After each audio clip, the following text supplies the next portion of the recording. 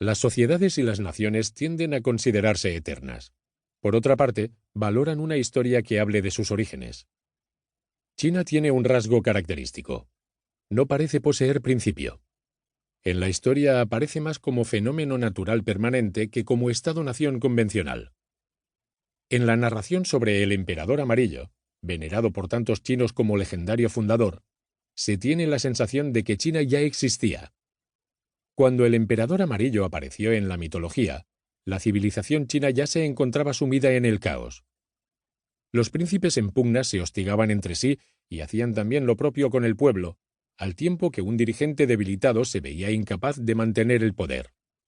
Impusieron, sin embargo, el nuevo héroe, que reclutó un ejército, pacificó el reino y fue aclamado como emperador. El emperador amarillo ha pasado a la historia como héroe fundador, aunque en el mito fundacional no crea sino que restablece un imperio. Encontramos la repetición de esta paradoja de la historia china con el antiguo sabio Confucio. A él también se le considera el fundador de una cultura, aunque él insista en que no inventó nada, que únicamente pretendía dar un nuevo ímpetu a los principios de armonía que habían existido en la época dorada y se habían perdido en su propia época de caos político. En una reflexión sobre la paradoja de los orígenes de China, el misionero del siglo XIX, Albert-Regis Évariste Hug, conocido viajero, comentaba: la civilización china nace en una antigüedad tan remota que sería un vano empeño descubrir sus inicios. No existe rastro de su infancia en su pueblo. Se trata de un rasgo peculiar de China.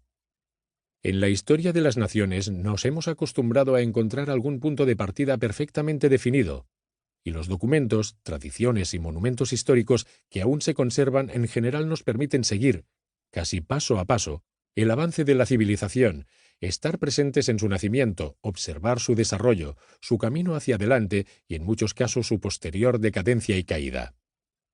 Pero no sucede así con los chinos. Se diría que han vivido siempre en el mismo estadio de progreso en el que viven hoy, y existen suficientes datos de la antigüedad que lo confirman.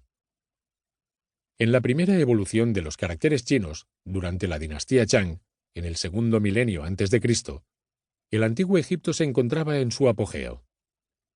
No habían surgido aún las grandes ciudades-estado de la Grecia clásica, y Roma se encontraba a milenios. Sin embargo, hoy más de 1.000 millones de personas siguen utilizando el descendiente directo del sistema de escritura de la época Shang. Los chinos de hoy en día son capaces de comprender inscripciones hechas en la época de Confucio. Los libros, las conversaciones cotidianas chinas poseen una riqueza de aforismos que cuentan con siglos de antigüedad, en los que se citan antiguas batallas e intrigas cortesanas. Al mismo tiempo, la historia china presenta muchos períodos de guerra civil, de interregnos y de caos. Después de cada desmoronamiento, el Estado chino se reconstituía como si siguiera una inmutable ley de la naturaleza. En cada estadio aparecía una nueva figura aglutinante, que seguía básicamente el precedente del emperador amarillo, para someter a sus adversarios y reunificar China, y de vez en cuando para ampliar sus fronteras. El famoso comienzo del Romance de los Tres Reinos, novela épica del siglo XIV, muy valorada durante siglos en China, Mao, por ejemplo, al parecer estuvo obsesivamente enfrascado en dicha obra en su juventud, evoca este ritmo continuo. El imperio, largo tiempo dividido, tiene que unirse. Largo tiempo unido, tiene que dividirse. Así ha sucedido siempre. Cada uno de los períodos de desunión era considerado como una desviación. Cada una de las dinastías se remontaba a los principios de gobierno de la anterior a fin de restablecer la continuidad. Los preceptos fundamentales de la cultura china perduraban después de que los pusieran a prueba las tensiones del período de catástrofes. Antes de que se produjera el hecho fundamental de la unificación china en 221 a.C., transcurrió un milenio de gobierno dinástico que fue desintegrándose poco a poco a medida que evolucionaban las subdivisiones feudales, pasando de la autonomía a la independencia.